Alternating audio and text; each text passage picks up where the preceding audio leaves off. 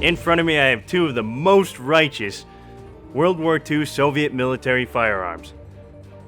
Two semi-automatic SVT-40 rifles chambered in 7.62 by 54R with detachable box magazines, a short-stroke gas piston system, and just look at the lines of these things.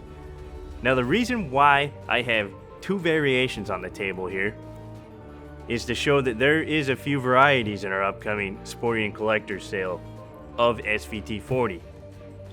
This one closest to me is a 1941 dated example. The one at the far edge of the table is 1943 dated.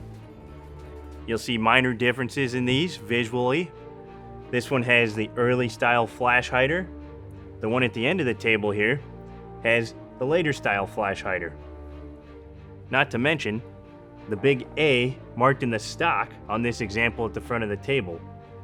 So that is an AVT-40 stock. This one has features that you would have seen in the automatic variation. Although this one on the table, mind you, is a semi-automatic. It's an SVT-40 as it sits, but it has AVT-40 features.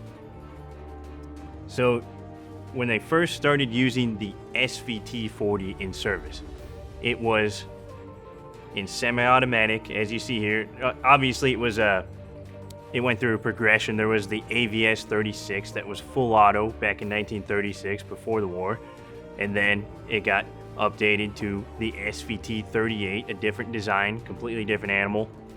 That one had issues, so the SVT-40 came into play, and this was intended as a semi-automatic replacement for the Mosin Nagant, although it was found to not be able to replace the Mosin because the Mosin was just too easy to make, too reliable.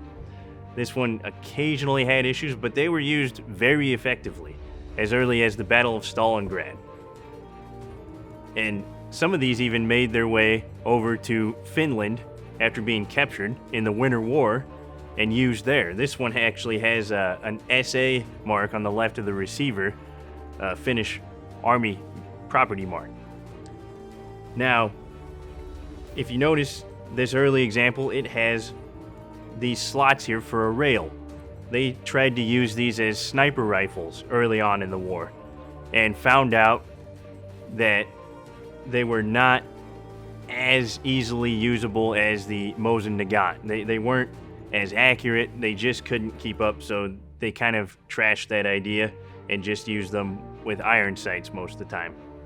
The one at the front of the table, this AVT style example, has no provisions for a rail. This is something they clearly got rid of. Now, when these were made, they were trying to make a full auto variant. That thing was found to be too brutal. It basically was just too violent for somebody to shoot with the 7.62 by 54R round, which is why this A stock was thicker. The AVT-40 stock was thicker to be able to handle the recoil. But a lot of these were just converted back to semi-auto if they ever were full auto. If you're into collecting World War II firearms, Russian military, or just attractive firearms, you can get your opportunity to own one of these or both of them in our upcoming October Sporting and Collector's sale, where we have it all.